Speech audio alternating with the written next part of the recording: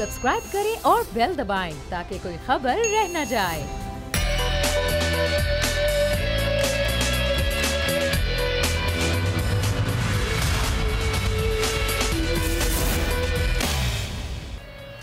अस्सलामुअलैकुम। प्रोग्राम में मैं सुमैया रिजवान आपको खुश आमदीद कहती हूँ। नाजरीन, और कल जिस तरह से हमने आपको खबर दी थी कि राना सनाउल्लाह जिनकी ज़मानत लाहौर हाई कोर्ट ने मंजूर की, आज उनको रिहा भी कर दिया गया, उनके रुख़सार जारी किए गए। मिफ्ता इस्माइल को भी रिहा कर दिया गया है जी LNG केस में। जो तफसीली फैसला है लाहौर हाई कोर्ट ने राना सनाउल्लाह की ज़मानत के हवाले से वो जारी किया है, ज़रा वो मैं आपके साथ शेयर करती हूँ, फिर उस पर बात करेंगे। जो तफसीली फैसला है वो 9 सफ़ात पर मुश्तमिल है। जस्टिस चौधरी मुश्ताक अहमद ने यह जारी किया है। तहरीरी फैसले में लिखा गया है कि राना सनाउल्लाह के शरीक मुल्जिम की ट्रायल कोर्ट में ज़मानत हो चुकी है। इस्तिग़ासा ने शरीक मुल्जिमान की ज़मानत मंजूरी को हाई कोर्ट में चैलेंज नहीं किया है। जी हाँ, ये जो फैसला है वो हम आपको पढ़ के सुना रहे हैं। फैसले में ये लिखा गया है कि राना सनाउल्लाह पर 15 किलो हेरोइन रखने का मुकदमा बनाया गया, लेकिन उनका जिस्मानी रिमांड ही नहीं लिया गया। मुल्जिम की 10-10 लाख रुपए के 2 ज़मानती मचलकों के एवज़ ये ज़मानत जो है वो मंजूर की गई। तहरीरी फैसले में ये कहा गया कि तस्लीम शुदा हकीकत है कि रावल टोल प्लाजा पर राना सनाउल्लाह को रोका गया। राना सनाउल्लाह की गिरफ्तारी के दौरान मौके पर रिकवरी मेमो नहीं बनाया गया। इस्तिग़ासा ने कहा कि लोगों के इकट्ठे होने की वजह से मौके पर दस्तावेजी कार्रवाई नहीं की गई। अदालत ने कहा ऐसा कम ही होता है कि NF के 20 से ज़ायद एहलकारों के होते हुए मौके पर प्रोसीडिंग ना हो सके। फैसले में कहा गया कि अमूमन मंशियात के केसेस में शफाफियत के लिए जाए वक़ुआ पर ही तमाम प्रोसीडिंग की जाती है। FIR के मुताबिक राना सनाउल्लाह फैसलाबाद और लाहौर में मंशियात का नेटवर्क चला रहे थे। राना सना का गिरफ्तारी के बाद जिस्मानी रिमांड के बजाय जुडिशल रिमांड लिया गया। जुडिशल रिमांड मांगने से लगता है कि ANF राना सना की सरगर्मियों का पता लगाना ही नहीं चाहती थी। ANF ने जिस्मानी रिमांड नहीं मांगा, जिसकी वजह वो खुद ही बेहतर जानते हैं। राना सना के वकील कहते हैं कि ये केस उन्हें हुकूमत पर तनकीद की वजह से बनाया गया है। हालांकि ज़मानत के केस में ऐसे दलाइल को अहमियत नहीं दी जाती। हमारे मुल्क में सियासी इंतखाम का निशाना बनाना हकीकत है, इसे भी नज़रअंदाज नहीं किया जा सकता। कानून के तहत इल्ज़ाम की संगीनी की बुनियाद पर ज़मानत खारिज नहीं की जा सकती। अगर इस्तिग़ासा का केस मशकूक हो तो इसका फ़ायदा मुल्जिम को ही होता है। फैसले में यह भी कहा गया कि तमाम पहलू मज़ीद तहक़ीक़ात के मुतकाज़ी हैं और ज़मानत मंजूर की जाती है। जी हाँ, ये फैसला जो हमने आपको पढ़ के सुनाया, और ज़रा शहरियार आउटफिट आपको एक बार आपको फिर सुनाना चाहूँगी। जब कल उन्होंने मीडिया से बात की तो उन्होंने क्या कहा था राना सना की ज़मानत के हवाले से, आइए आपको दिखाते हैं। कल लाहौर हाई कोर्ट के फैसले का अभी तक ऑर्डर नहीं आया और मीडिया में कल परसेप्शन ये बना कि शायद राना सनाउल्लाह बरी हो गया है, वो मासूम है। मैं कौम को ये बताना चाहूँ कि राना सनाउल्लाह साहब अभी भी वो मुल्जिम है। आज अभी इसी वक्त तक अदालत में केस है, इनको बरी नहीं किया गया, जमानत दी गई है। ये वक्त साबित करेगा। ये वैसे भी मौसम जो है जमानतों का मौसम है। और मेरे साथ से एक चीज जोड़ी गई कि वीडियो पहली प्रेस कॉन्फ्रेंस में मैं और DG ANF मैंने फुटेज किसी जगह पे मेरे एक चीज इस्तेमाल की, फुटेज उसको अजीब तरीके से पेश कर दिया गया। कैसे पेश किया गया? मैंने तो वीडियो की बात की नहीं, मैंने तो फुटेज की बात की थी। ये हैं शहरियार आउटफिट साहब जो ये कह रहे हैं, और कल से ये बात उनकी जाहिर है सब तरफ उनकी इस बात का भी तस्करा है। मुनीर बाजवा जो कि तमाम तरह इस केस की रिपोर्टिंग करते रहे, उनका हमारे साथ मौजूद हैं, उनसे ज़रा बात करते हैं। मुनीर, बहुत शुक्रिया।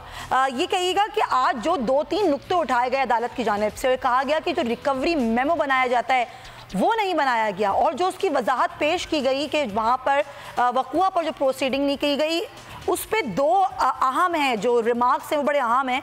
अदालत कह रही है, यानी जस्टिस चौधरी मुश्ताक अहमद कह रहे हैं कि जो मौके पर कार्रवाई ना करने की वजाहत दी गई है ना काबिल एहतराम है ना काबिल एतमाद है। तो मुनीर, अमूमन होता क्या है इस तरह के केसेस में? प्रोसीडिंग जाए वक़ुआ पर क्यों की जाती है? हमारे नाज़रीन को ज़रा बताइएगा। जी बिल्कुल, ये जो फैसला है राना सनाउल्लाह की ज़मानत पर रहाई का, इस हवाले से अदालत ने ये 9 सफ़ात पर मुश्तमिल फ़ैसला जारी किया है और इसके मैक्सिमम 10 पैराग्राफ हैं और अदालत का जो ऑर्डर है वो 6 नंबर पैराग्राफ से शुरू होता है और उसमें ये पहला स्टांस जो लिया गया, पहले तो अदालत में ये जो प्रोसिक्यूशन की जानिब से एतराज़ उठाया गया कि ये दरख्वास्त ही काबिल समात नहीं है, उस पर अदालत ने उसका एतराज़ जो है वो तो रद्द किया।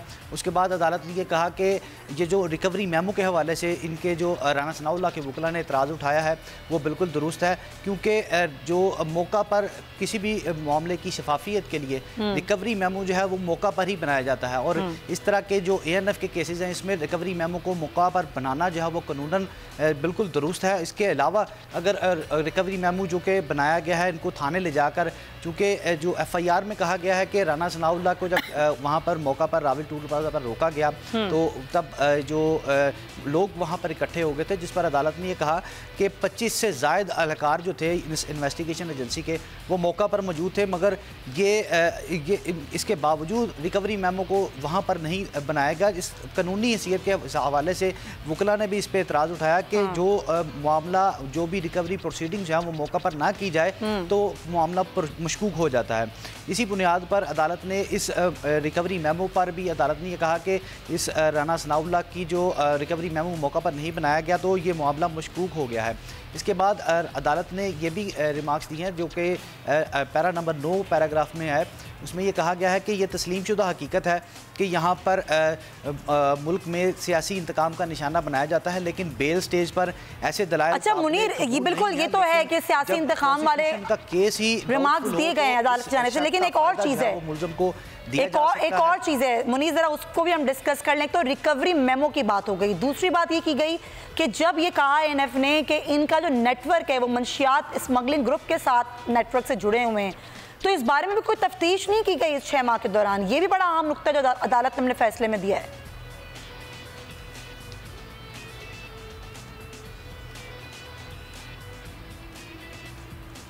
जी बिल्कुल, इसमें भी जो मुलज़म के वकील थे उन्होंने ये एतराज़ उठाया था दलाइल के दौरान, और जिसके एतराज़ के जवाब में प्रोसिक्यूशन की जानिब से ये कहा गया कि ये ANF के जो कानून है उसके तहत जब मुलज़म पर इल्ज़ाम लगता है तो उसको अपनी मासूमियत ज़ाहिर करने के लिए, उसकी मासूमियत साबित करने के लिए उसे चाहिए कि वो अपना मासूमियत जो है वो साबित करे। और अदालत के रूबरू जब ये दोनों बातें रखी गई तो अदालत ने इस रिकवरी मेमो को और जो इनके पास जो जिस्मानी रिमांड ना मांगना, इस बुनियाद पर भी अदालत ने ये रिमार्क्स दिए, इसमें जो अपना ऑब्जर्वेशन दी है वो ये कहा है कि राना सनाउल्लाह के बारे में ये कहा गया है कि वो लाहौर से फैसलाबाद जो है मंशियात स्मगल करते थे और अपना पूरा नेटवर्क चलाते थे, लेकिन राना सनाउल्लाह का जिस्मानी रिमांड ना मांगना और जुडिशल रिमांड अगले ही दिन उनका मांग लेना, उन्हें जेल भिजवाने का इस्तदा कर देना, ये बात जो है वो इससे लगता है कि ये जो इन्वेस्टिगेशन एजेंसी है ये मज़ीद नेटवर्क को प्रोब नहीं करना चाहती थी, उसको आगे से बढ़ाना नहीं चाहती थी, सिर्फ राना सनाउल्लाह को ही गिरफ्तार करना चाहती थी। ये अदालत की जानिब से कहा गया और उसके बाद फिर अदालत ने इस पे ये भी कहा कि ये जो रिकवरी मेमो की बातें हैं, रिकवरी मेमो मौका पर बनाना जो है वो कानून के मुताबिक लाजमी होता है। हमारे साथ रहिए आप मुनीर, मैं आपसे मजीद बात करती हूँ। इस वक्त वकील राना सनाउल्लाह फराद शाह हमें ज्वाइन करें। फराद साहब, बहुत शुक्रिया, आपने मेरे प्रोग्राम के लिए वक्त निकाला। ये बड़ा बेहतर और बड़ा, आप क्या कहेंगे, ये फैसला आया है बड़ा तफसीलन है, इसमें जो कानूनी पहलू जिसको आप लोगों ने उठाया उसी के तहत ये फैसला दिया गया है। तो ये जो बात की जा रही है हुकूमत की जानिब से कि ट्रायल शुरू ना होने से पहले जमानत कैसे हो सकती है, आप एक वकील के तौर पर क्या बताएंगे? देखिए, बात यह है कि जो मिनिस्टर जितनी प्रेस कॉन्फ्रेंसेस कर रहे हैं ये सारे के सारे बिल्कुल ऐसे है जैसे कानून के वो किताबों के नजदीक से भी नहीं गुजरे। उसकी वजह यह है कि 4 बेल का प्रोसीजर प्रोवाइड किया गया, उसमें कहीं नहीं लिखा कि ट्रायल की किस स्टेज पर बेल की जाएगी और ट्रायल की किस स्टेज पर बेल नहीं की जाएगी। इस केस के अंदर आप स्पेसिफिकली देखें 9 सफात पर मुश्तमिल जो है फैसला आया और उसके अंदर स्पेसिफिकली लिखा गया, क्योंकि बेसिकली FIR में 6 लोगों को लिया गया था, 5 लोगों की बेल जो थी वो ट्रायल कोर्ट से हो गई थी और 6 में सिर्फ और सिर्फ राना सनाउल्लाह साहब की बेल जो थी उसको खारिज किया गया था। और मैं ये आपको बताता चलूं, क्योंकि ज्वाइंटली जो इनकी सारा का सारा प्रोसिक्यूशन का केस यह है कि 6 लोगों से ज्वाइंटली रिकवरी जो है वो शो की गई थी, जब उन 5 लोगों की बेल होने पर इन्होंने उस ऑर्डर को चैलेंज ही नहीं किया जो कि आपको 30 डेज के अंदर कैंसिलेशन आपको फाइल करनी होती है, तो आज जब कैंसिलेशन फाइल नहीं की गई तो वो ऑर्डर अपनी फाइनलिटी इख्तियार करके, और हमारे लॉ की आप अगर देखें प्रोविजन के अंदर तो ये रूल ऑफ कंसिस्टेंसी हो जाता है कि अगर एक जैसे लोग अगर एलिगेशन हो और अगर उसमें से कुछ लोगों की बेल हो जाए तो बाकी मुल्जमान की बेल भी as a matter of right की जाती है। और इस फैसले के अंदर जज साहब ने स्पेसिफिकली लिखा है कि उन 5 लोगों की बेल को चैलेंज ना करना और उस ऑर्डर का फाइनलिटी इख्तियार कर जाना राना साहब को हक देता है कि उनकी भी बेल की जाए, रूल ऑफ कंसिस्टेंसी पे बेल की। दूसरी बात जो मैं आपके इस प्रोग्राम में शेयर करना चाहता हूँ वो ये है कि पॉलिटिकल विक्टिमाइजेशन का हमने ग्राउंड लिया था कि राना साहब क्योंकि मुस्लिम लीग नून के प्रेसिडेंट है पंजाब के और अपोजिशन में बैठे हुए MNA हैं और उनको सिर्फ और सिर्फ खामोश करने के लिए पॉलिटिकली FIR दर्ज की गई थी, तो जज साहब ने ये लिखा है कि पॉलिटिकली विक्टिमाइज किए जाने की बात को रूल आउट नहीं किया जा सकता। थर्ड थिंग ये है कि आपका स्पेसिफाइड प्रोसीजर है कि जब भी आप नारकोटिक्स के केसेस में रिकवरी करेंगे तो आप मौके पर रिकवरी मीमो बनाएंगे, आप मौके पर नक्शा बनाएंगे, तो खान का बयान तहरीर करेंगे जो इस केस के अंदर एडमिटेडली FIR के अंदर मेंशन किया गया कि कभी भी मौके पे कार्रवाई नहीं की। चौथी और जो बड़ी इंपॉर्टेंट बात यह है कि एलिगेशन ये था कि राना साहब के मुख्तलिफ ग्रुप ये चलाते हैं कि वो फैसलाबाद से नारकोटिक्स लेते थे और उसके बाद कि वो नारकोटिक्स ट्रांसपोर्ट करते थे, तो उन्होंने लिखा कि क्योंकि इनका पहले तो रिमांड नहीं मांगा गया और इनको जुडिशियल कर दिया गया तो ये एक बात मजाक का खेल लगती है। और 5वीं बात जो बड़ी इंपॉर्टेंट उन्होंने लिखा और मैं समझता हूँ कि आज मीडिया का जो किरदार है उसको भी उन्होंने इस जजमेंट के अंदर लिखा है कि मीडिया ने पूरे तरीके से जो रिपोर्टिंग की है वो कहते हैं कि FIR के अंदर जो कहानी बताई गई वो प्लॉजिबल नहीं है और इस चीज को भी उन्होंने कंसिडर किया और उस पर उन्होंने as a matter of right जो है फराज साहब आपने बड़ा अच्छा क्लियर किया है पूरे फैसले को। जाहिर है हमने भी पूरा फैसला पढ़ के सुनाया, लेकिन अब जो शहरयार आफरीदी साहब कल से बात करें वो कहते हैं मुल्जिम है, अभी केस से बरी नहीं हुए हैं। जब 7 जनवरी को बुलाया गया है तो आम आदमी के लिए आप क्या बताएंगे? जो आप जाहिर है आप इस केस को देख रहे हैं तो इस केस से बरी ही समझें राना सना को, लेकिन आप फिर केस अभी बाकी है? देखिए बात ये केस तो हम कब कह रहे हैं कि उनको बरी कर दिया, हम तो ये कह रहे हैं कि हमारा सर्टन राइट था बेल का, लेकिन बेल फर्दर इंक्वायरी मजीद तहकीक तलब उन्हीं केसेस के अंदर बेल की जाती है जिसके अंदर प्रोसिक्यूशन की स्टोरी डाउटफुल हो, जिसके अंदर ऐसे लिखोनाज हो, ये सारी की सारी चीजें जो आपके सामने इस ऑर्डर के अंदर। लेकिन आप लोग वकील है ना, तो आप लोग कैसे समझ रहे हैं ये केस आपके लिए आसान है? देखिए ये तो मैं समझता हूँ कि it is a case of acquittal कि जिस बात पे आज बेल की गई है, अगर उन्होंने ये लिखा है कि मौके पे जो कार्रवाई की जानी मैंडेटरी थी वो नहीं की गई, तो हमारे पास इसकी जजमेंट सारा SCMR उसके अंदर सिर्फ इस बात पे एक्विट किया गया कि मौके पे फर्द नहीं बनी थी, मौके पे गवाहान के बयानात नहीं लिखे गए थे, मौके पे रिकवरी मीमोज नहीं बनी थी। देखिए अब इसके अंदर तो एडमिटेडली अगर आप FIR उठा के देखें तो उसके अंदर लिखा है कि ये सारी कार्रवाई इन्होंने थाने में बैठ के की है, जो कि कभी भी कानून की मंशा में उसको कभी जस्टिफाई नहीं किया जाता, तो उस पर इक्विटल तो अब मस्ट हो चुका है और ये चीजें चेंज भी नहीं हो सकती क्योंकि चलान के साथ ये नथी और उसकी कॉपियां हमें मिल गई हैं। मुझे तो बहुत यकीन है कि इंशाल्लाह it is a case of clean acquittal जी। अच्छा, आप बड़े पुरुम्मीद हैं, लेकिन फराज साहब अभी वीडियो जिसका बार बार जिक्र किया जा रहा था वो मंजर आम पर नहीं आई है। आप शहरयार साहब कह रहे हैं कि फुटेज है या वीडियो है, जो भी टर्म यूज करें, अगर वो होती है।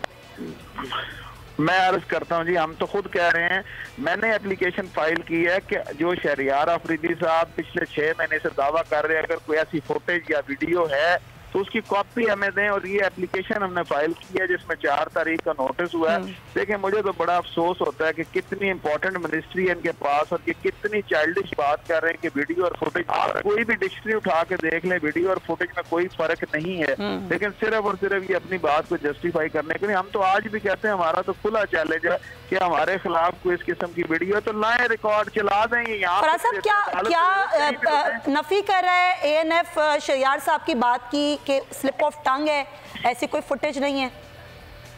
देखिए बात ये है, मैं तो पहली बात करूंगा, मुझे आप बताएं कि तारीख में ऐसा कोई केस बताएं कि जिसके अंदर मिनिस्टर जो है वो अब हर प्रोसीडिंग के बाद प्रेस कॉन्फ्रेंस करे, तो बेल होगी। आप अगर इस बेल से एग्रीव्ड हैं, जाएं सुप्रीम कोर्ट में कैंसिलेशन, बिल्कुल कैंसिलेशन, हाँ बिल्कुल चैलेंज करें आप। बिठाते हैं और बिठा के आप प्रेस कॉन्फ्रेंसेस कर रहे हैं और ये सारी की सारी चीजें, और फिर उसको पॉलिटिकल विक्टिमाइजेशन ना कहें तो क्या कहें। बहुत शुक्रिया आपका, आपके वक्त का। फराज शाह, वकील राना गुफ्तगू करते हैं हमारे प्रोग्राम में। अभी आपको एक अहम खबर देते हैं कि मुस्लिम लीग नून के मरकजी सेक्रेटेरिएट पर छापा मारा गया है और वहां पर कुछ अहम दस्तावेजात हैं जो कि कब्जे में ली गई है। छापे की तफसीलात जान लेते हैं। जाबिर वकास हमारे साथ है। जाबिर, क्या बताएंगे, ये छापा किसकी तरफ से मारा गया है मरकजी सेक्रेटेरिएट पर नून लीग के? जी बिल्कुल, ये FIA पंजाब की जानिब से रेड की गई थी, लाहौर ऑफिस की जानिब से, और FIA की जानिब से खासतौर पर वो जो रिकॉर्ड जो है वो तलब किया गया जो कि जज ब्लैकमेलिंग केस से मुतालिक जो शवाहिद थे वो इकट्ठे करने के हवाले से, जो मरियम नवाज की प्रेस कॉन्फ्रेंस थी और उस हवाले से जो रिकॉर्ड था वहाँ पर सेक्रेटेरिएट में पड़ा हुआ, उस हवाले से ही इन्होंने छापा जो है वो यहाँ पर मारा गया है। और FIA ने वारंट जरूर साथ लेकर गई थी और इस हवाले से उन्होंने अता तारड़ जो कि वहाँ पर मौजूद थे उनके, उनको वो दिखाने के बाद ही वो रिकॉर्ड जो है वो उन्होंने अंदर जाकर तलब किया और ऑफिस के अंदर से वो रिकॉर्ड लेने के बाद ही वो उसको अपने साथ लेकर गए हैं। तो अता तारड़ साहब को भी गिरफ्तार किया गया है जाबिर? नहीं, अभी तक तो गिरफ्तार किसी को नहीं किया गया। अलबत्ता अता तारड़ को कल सुबह FIA की तरफ से बुलाया जरूर गया है 11 बजे, और कल सुबह वो 11 बजे पेश भी होने जा रहे हैं। अता तारड़ की जन्म से अभी थोड़ी देर पहले, चंद लम्हे पहले जो मीडिया से बातचीत की उसमें ये कहा गया कि कल वो पेश हो रहे हैं। इसके अलावा परवेज रशीद को तलब किया गया है FIA की जानिब से, और इसके अलावा उस्मा बुखारी जो मुस्लिम लीग नून की जो FIA की जानिब से तलब किया गया है इसी जमन में, और इस हवाले से जो रिकॉर्ड था वो आज हासिल करने के लिए FIA की जानिब से जो है वो छापा मारा गया। और FIA ने जो है वो जो रिकॉर्ड है वो अपने हमरा लेकर इस वक्त FIA की जो टीम है वो मुस्लिम लीग नून के सेक्रेटेरिएट 188 से रवाना हो चुकी है। ठीक है, रवाना हो चुकी है। जाबिर वकास, बहुत शुक्रिया। मारा गया उस्मा बुखारी, परवेज रशीद और अता तारड़ साहब को जो है वो इस तमाम तर ज़िम्न में जो जज अरशद मलिक वीडियो केस है उसमें अब तलब भी किया गया, और अता तारड़ साहब ने कहा कि वो कल जाएंगे और FIA के सामने पेश होंगे। मुनीर, ज़ाहिर ये मामला भी बड़ा अहम है। एक जानिब तो ये जज अरशद मलिक केस है, दूसरी जानिब दीगर केसेस हैं मरियम नवाज के ऊपर, जो बेंच है वो भी आज तहलील हो गया है, ये भी एक खबर है। ये मामला कहाँ जा रहे हैं, क्या खबरें आपके पास अंदर की? नून लीग के लिए मुश्किलात बढ़ रही हैं क्या? जी, आपने बात की है कि मरियम नवाज़ के तहलील की, तो ये तहलील नहीं हुआ। ये मामला जो है ये आज अदालती छुट्टियां जो है वो 25 दिसंबर से शुरू हो चुकी हैं, और इसी वजह से आज जो है वो जो 2 रुकनी बेंच मिस्टर जस्टिस अली बाकर नजफी और मिस्टर जस्टिस अनवारुल हक पन्नू, ये मुश्तमिल जो 2 बेंच था नैब की केसेस की समाअत करने वाला, वो आज से छुट्टियों पर है और ये 31 दिसंबर तक छुट्टियों पर रहेगा। और इसी बुनियाद पर आज मरियम नवाज़ का केस जो है वो समाअत के लिए मुकर्रर था, लेकिन बेंच की अदम दस्तयाबी के बायस ये केस जो है वो सुना नहीं गया। और जबकि मरियम नवाज़ के वकला की जानब से ये भी कोशिश की गई कि वो chief justice Lahore high court के पास जाएँ और ये रिक्वेस्ट की उन्होंने कि इस केस को किसी दूसरे बेंच के पास लगाया जाए, क्योंकि ये मामला फौरी नोयत का है, इसी वजह से इसका ये केस जो है वो किसी दूसरे बेंच के पास लगाया जाए। लेकिन chief justice Lahore high court ने ये इस्तदा जो है वो मुस्तरद कर दी है। ठीक है मुनीर बाजवा, आपका बहुत शुक्रिया, आपने बड़ा हमें डिटेल बताया तमाम तर सूरत हाल के हवाले से। रियाज फातियाना साहब हमें ज्वाइन करें, पाकिस्तान तहरीक इंसाफ साहब का ताल्लुक है, आपका बहुत शुक्रिया। और हमें निसार चीमा साहब पाकिस्तान मुस्लिम लीग नून से ज्वाइन करें, आपका बहुत शुक्रिया। रियाज फातियाना साहब, अभी जो राना साना साहब का फैसला आया है, तफसीली फैसला, उसमें तो बड़ा वाज़ेह तौर पर बताया गया है, ना ही मौके पर रिकवरी मेमो बनाया गया, ना ही तफ्तीश की गई इन 6 माह के दौरान कि आपके नेटवर्क से ताल्लुक है। फिर ये भी रिमार्क्स में कहा गया कि सियासी इंतकाम का निशाना बनाना भी एक हकीकत है और इस केस में आप इस चीज़ को नज़रअंदाज नहीं कर सकते। ये क्या हुआ है? ये तो आप उल्टा, ये तो गलत हो गया आप लोगों के लिए।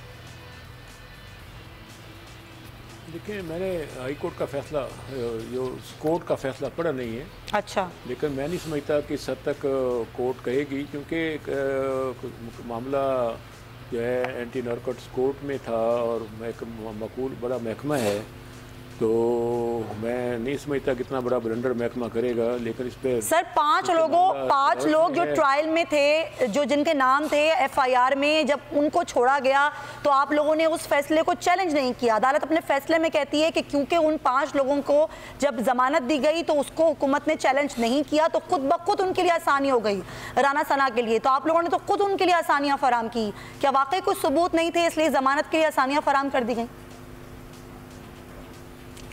देखें, ट्रायल होना और चीज़ है, जमानत होना और चीज़ है। जमानत हो जाती है क्योंकि सर ये मैं आप लोगों की बात पर सवाल उठा रही हूँ। सर आपके वुज़रा कह रहे हैं कि कैसे हो जाती है ट्रायल ना शुरू हो तो जमानत?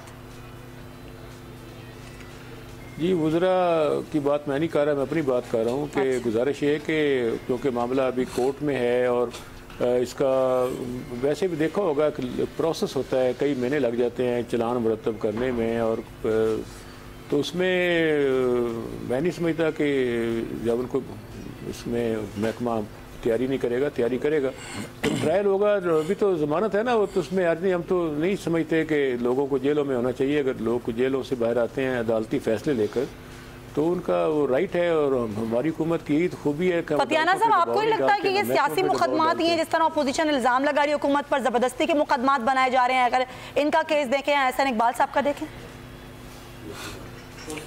यही तो मेरा ख्याल है हमारी चीज़ हक में जाती है कि जब अदालतें ज़मानत पे रहा करती हैं तो अगर हम केस सियासी बनाते फिर पीछे हुकूमत पैरवी भी करती, क्योंकि हुकूमत तो बिल्कुल लातल्लुक है और हम तो बिल्कुल ना दबाव डालते हैं इदारों पे ना अदालतों पे, और जो वो फैसला करते हैं उनको मनोमान तस्लीम कर लेते हैं। अगर सियासी इंतकामी कार्रवाइयाँ हों तो फिर तो पीछा किया जाता है। अच्छा जी, तो ये कोई सियासी हुकूमत तो किसी मुखालिफ का पीछा करती मुकदमे नहीं है पॉइंट। लेकिन सर मैं जरा ब्रेक ले लूँ, ब्रेक के बाद वापस आके जरा रिसार्च चीमा साहब से पूछेंगे नून लीग का क्या मौक़िफ़ है इस पर। ब्रेक लेते नाज़रीन।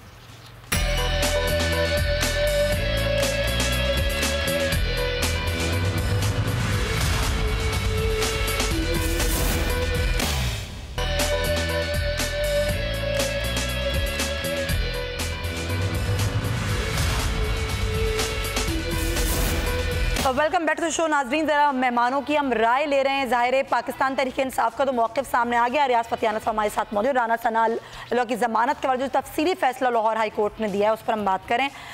निसार साहब आप क्या समझते हैं, नून लीग रिलैक्स्ड है कि जी जो भी चीज़ें हैं वो हो रही हैं और उसके बाद वो खुल के भी सामने आ रही हैं?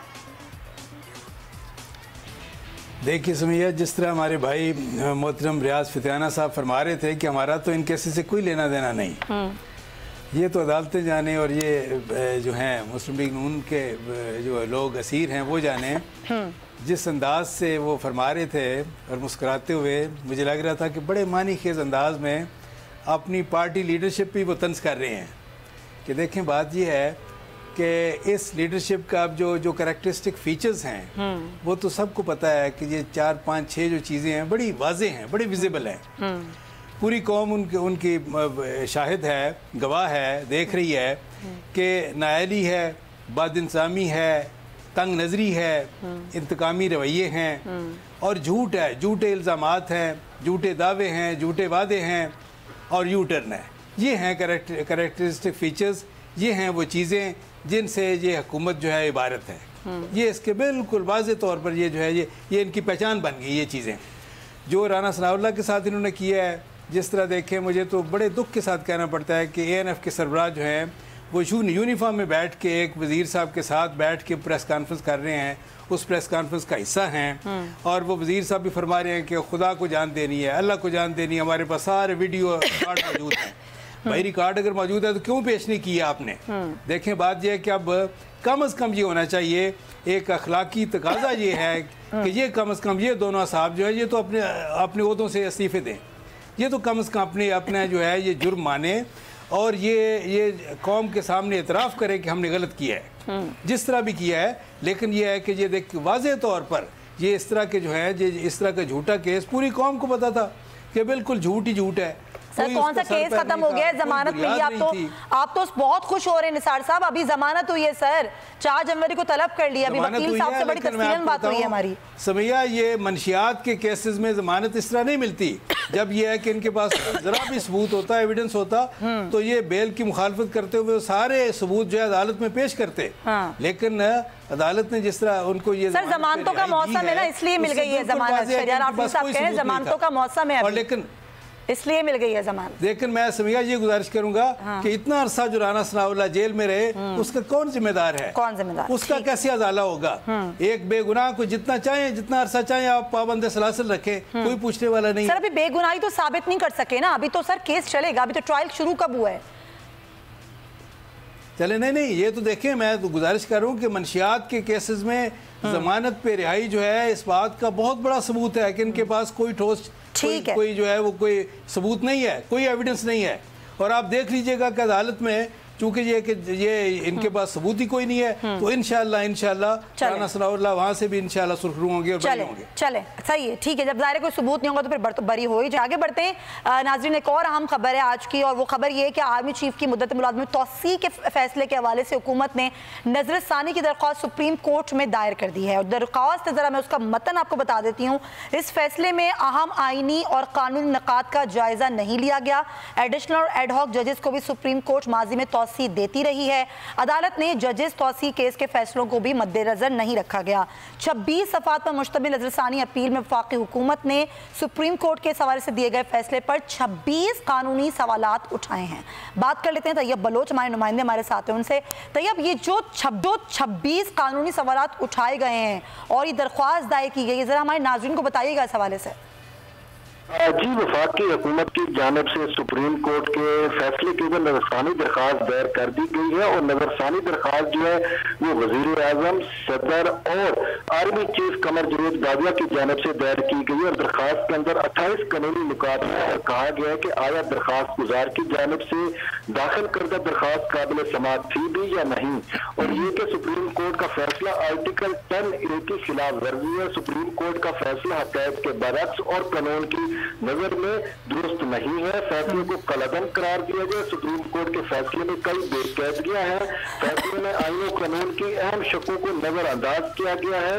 उसके साथ साथ ये भी कहा गया है कि फैसले में आईन और कानून के बुनियादी असूलों को जो है वो नजरअंदाज किया गया। और फैसला देते हुए आर्टिकल 10A जो शफाफ ट्रायल है उसको मद्देनजर नहीं रखा गया। ये भी कहा गया है कि वफाकी हुकूमत का जो नुक्ता नजर है उसको भी अदालत ने नहीं देखा। और उसके साथ साथ ये भी इस्तदा की गई है कि पार्लियामेंट को जो कानून साजी के लिए कहा गया है, तो इस सवाल इस्तदा की गई है कि 73 साल हो गए हैं। 73 साल के अंदर आर्मी एक्ट का कानून वैसे का ही वैसा है, कभी पार्लियामेंट ने इसको छेड़ा नहीं है। तो अब क्यों जरूरत पड़ गई कि पार्लियामेंट इस सवाल से जो है वो कानून साजी करे। तो इसी वजह से अगर बेहतर होता तो पार्लियामेंट अपने तौर पर कानून साजी कर सकती थी, लेकिन सुप्रीम कोर्ट को ऐसा हुक्म नहीं देना चाहिए था। ऐसा हुक्म देना ही नहीं चाहिए था। बहुत शुक्रिया आपका तैयब बलोच, आपने बड़ा तफसीलन हमें बताया। रियाज फतियाना साहब, क्या हुकूमत लेजिस्लेशन की तरफ जाना नहीं चाहती, पार्लियामेंट में ये मामला लाना नहीं चाहती, इसलिए ये सोचा गया कि नज़रसानी की अपील दायर कर दी जाए? ऐसी कोई बात नहीं है। हुकूमत जब चाहे लेजिस्लेशन करवा सकती है। हम समझते हैं कि इस पर ये अगर कानून साजी की तरफ हम बढ़ते हैं तो मुझे पूरा यकीन है कि ये 100% इत्तेफाक राय से कानून पास होगा। अच्छा। लेकिन देखना यह है कि ज़रूरत भी इसकी है या नहीं। और हुकूमत को अख्तियार है कि किसी भी फैसले के खिलाफ दोबारा अपील में या रिव्यू में जाए। तो हुकूमत रिव्यू में गई है और उसमें यकीनी तौर पर कुछ ऐसे निकात हैं। देखिए, ये जहाँ पे ला खामोश हो और कोई चीज़ वाज़ेह ना हो तो फिर उसमें एग्जेक्टिव के पास अख्तियार होता है कि वो कोई फ़ैसला कर ले। और ये फ़ैसला एग्जेक्टिव ने बारहा दफ़ा इस्तेमाल किया है, बहुत दफ़ा इस्तेमाल किया है। तो ये एक नई बात नहीं है। और फिर ये कि आपने देखा होगा जनरल ज़ियाउल हक जो कि मुस्लिम लीग नून के रूहानी पेशवा थे, तो उनके तो बार बार एक्सटेंशन मिलती रही, अदालतें उस पर इंडोर्स करती रहीं। फिर बाद में पीपल्स पार्टी ने भी जनरल कियानी साहब को एक्सटेंशन दी। तो ये कोई ऐसी कोई नई बात नहीं है। और क्योंकि इसमें कन्फ्यूजन पैदा हो गया जजमेंट के बाद सुप्रीम कोर्ट के, तो उसमें हुकूमत रिव्यू में गई है। और रिव्यू तो फतियाना साहब इसलिए भी थोड़ा सा सेफ खेलना चाहती है हुकूमत कि अगर एक दफ़ा लेजिस्लेशन हो गई तो फिर तो हर दफ़ा और हर आर्मी चीफ की ज़ाहिर मुद्दत मुलाज़मत में तौसीक़ करनी पड़ेगी, एक टर्म आपको मुकर्रर करनी पड़ेगी, इसलिए सेफ खेलना चाहती है हुकूमत। देखिए, ये डिफेंस के मामलात होते हैं, दूर ना जाएं, आप अमेरिका में चले जाएं, वहाँ के जो जज हैं, जज की कोई रिटायरमेंट की एज नहीं है मुकर्रर। अब वहाँ भी एक पिटीशन फाइल हो जाए कि जनाब जज की तो उम्र रिटायरमेंट होनी चाहिए, वो जब तक उसकी मर्ज़ी है वो जज रहता है, बेशक वो टिल डेथ भी रह सकता है, 70-80 साल के भी वहाँ पे 90 साल के भी जज रह सकते हैं। तो दुनिया के हर मुल्क का अपना एक बैकग्राउंड होता है, पस मंज़र होता है, उनके तरीक़ाकार होते हैं। तो ये ज़रूरी नहीं कि एक मुल्क का कानून दूसरे मुल्क पर नाफज किया जाए या उसकी ज़रूर नकल हम उतारें। हमारा अपना एक कानून है जो आपने देखा कि साल से चल रहा है, जामी पाकिस्तान से चल रहा है, और ये मोस्टली वो कवानीन है जो अंग्रेज से हमें विरासत में मिले थे और वो दुनिया के मुख्तलिफ मुल्कों में है, खुद बरतानिया। तो उसको तब्दील तो किया जा सकता है ना, ये तो है कि उसको ज़रूरी तो नहीं है वो वही कवानीन रहे हमेशा, अगर जो कवानीन चले आ रहे हैं। चीमा साहब जी सर ऐड करना चाह रहे हैं कुछ? जी आप बात कर रहे हैं जी मैं ये समिया मैं ये गुजारिश करूँगा जी चीमा साहब आप बोलिए। हुकूमत ने जो नज़रसानी के लिए दरख्वास्त दी है वो उनका एक हक है, और मैं समझता हूँ कि उन्होंने अपना कानूनी हक इस्तेमाल किया है कि जायज़ हक है। इससे हमें वो जो है नज़रसानी की दरख्वास्त जो है वो उसके जो कंटेंट्स हैं, जो मैटर है, जो इस्तदा है उनकी, उससे इख्तलाफ हो या ना हो, लेकिन उन्होंने एक जायज़ अपना हक इस्तेमाल किया है। काश के ये इसी तरह यही रवैया वो जल मुशर्रफ के ख़िलाफ़ जब फैसला आया था तो वो यही रवैया इख्तियार करते और फैसले के ख़िलाफ़ ये है कि एलानिया उसको बुरा भला ना कहते, इस तरह उसके ख़िलाफ़ ये वावेला ना होता और जजों के ख़िलाफ़, हाई कोर्ट के जजों के ख़िलाफ़ इस तरह की सूरत ना पैदा होती, अदलिया के खिलाफ एक महाज ना कायम किया जाता। लेकिन यह है कि कानून साजी के हवाले से मैं ये ज़रूर गुजारिश करूँगा कि कानून साजी ज़रूर होनी चाहिए, लेजिस्लेशन होनी चाहिए, लेकिन ये जो है ये अफराद के लिए नहीं, इदारों के इस्तेकाम के लिए होनी चाहिए। इदारों के, बिल्कुल इदारों की मजबूती के लिए लेजिस्लेशन, और लेजिस्लेशन होनी चाहिए, ये हमारी आवाम के लिए, हमारे मुल्क के लिए बड़ी ज़रूरी है। ज़रा एक ब्रेक लेते हैं नाज़रीन, ब्रेक के बाद वापस आएंगे तो सऊदी वज़ीर ख़ारजा का पाकिस्तान का दौरा, उस पर ज़रा बात करेंगे इस ब्रेक के बाद।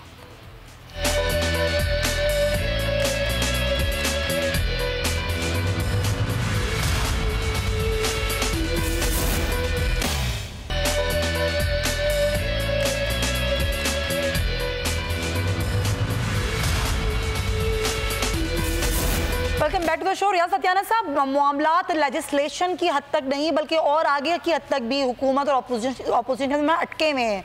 अब अगर हम चीफ इलेक्शन कमिश्नर और इलेक्शन कमीशन के मेंबरान की तैनाती का ही मामला देख लें तो मामलात तो डेडलॉक का ही शिकार नजर आ रहे हैं, कुछ आगे नहीं बढ़ रहे। तो हुकूमत क्या करना चाहती है?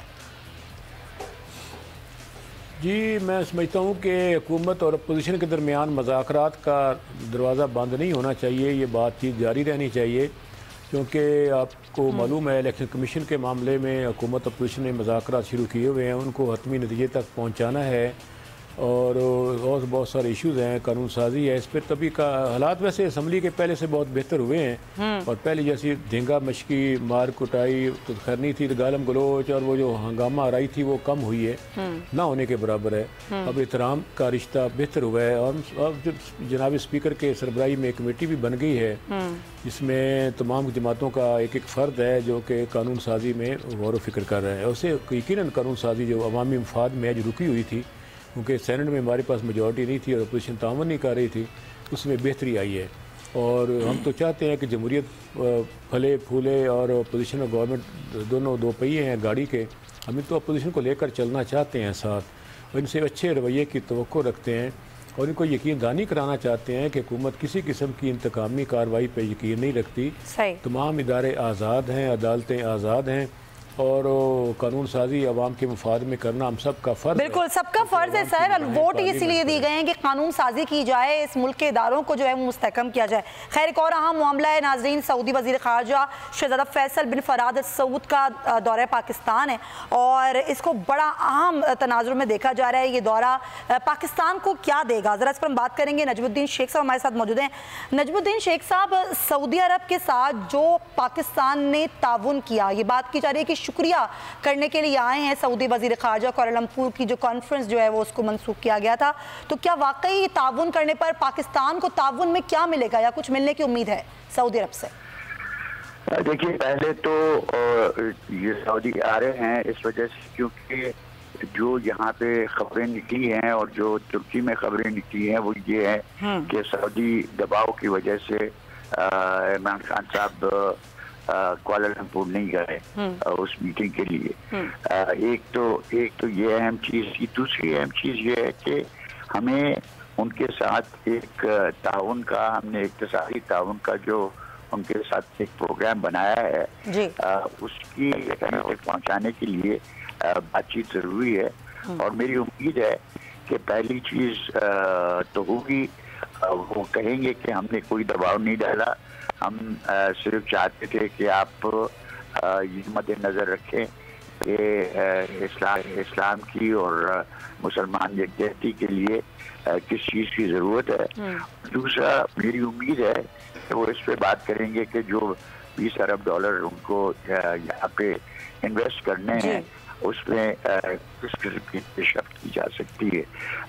ये नए फॉरेन मिनिस्टर हैं, इनका लगता है कि खासा असर रसूख है और ये असर रसूख न सिर्फ सऊदी अरब के सिलसिले में है लेकिन यूएई के सिलसिले में भी है।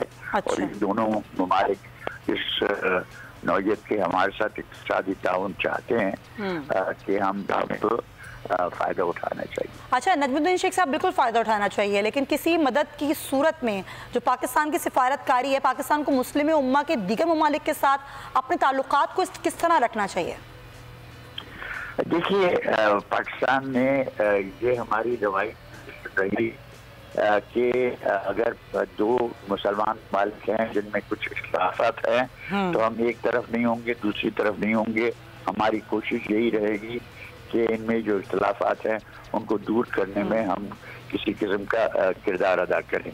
ये हमारी पॉलिसी 1947 से रही है और इसको हमें कायम रखना है, क्योंकि हमारे लिए ये अहम है कि इस्लामी ममालिक में यकजहती हो और जिस हद तक हो सकते हैं उनको कम किया जाए। ठीक है। इस वक्त मुसलमान ममालिक में जो फूट है वो एक बिल्कुल सही। बहुत शुक्रिया नजमुद्दीन शेख साहब, बहुत शुक्रिया। साबित साहब के हमारे साथ मौजूद है। रियाज फतियाना साहब, आपका भी बहुत शुक्रिया और निसार चीमा साहब, आपका भी बहुत शुक्रिया। और नाजरीन, प्रोग्राम में जाते जाते आपको बताएं कि कराची में परवेज़ मुशर्रफ की हिमायत में फनकारों की जानिब से प्रेस क्लब पर एहतजाजी मुजाहरा किया गया।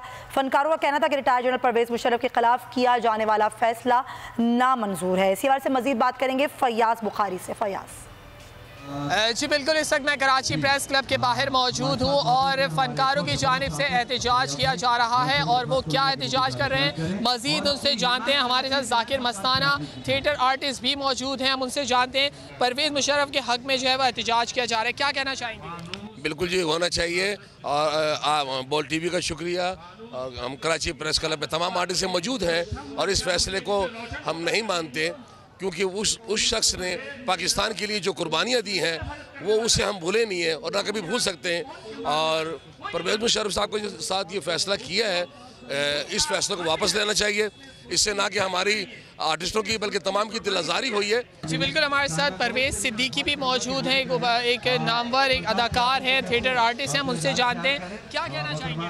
मैं कहना चाहूँगा कि जो लोग मुल्क को लूट के खा गए उसको आप तमगा दे रहे हैं, उसको प्रोटोकॉल दे रहे हैं। जिसने 3 जंगें लड़ी हो, खाना काबा को आज़ाद करा हो, जिसने दुश्मन को गुद्दी से पकड़ा हो, कारगिल में जाके अंदर घुस गया हो और जिसने लोगों को नाबूद कर दिया दुश्मनों को, उसको आप गद्दार। फनकार बरादरी जो है परवेज़ मुशर्रफ के हक़ में मुजाहरा कर रही है प्रेस क्लब। बहुत शुक्रिया आपका फयाज हमें आगाह करने के लिए। इसके साथ ही नाज़रीन, प्रोग्राम का वक्त खत्म होता है। इंशाल्लाह आपसे कल मुलाकात होगी। अपना बहुत ख्याल रखिए। अल्लाह हाफ़िज़।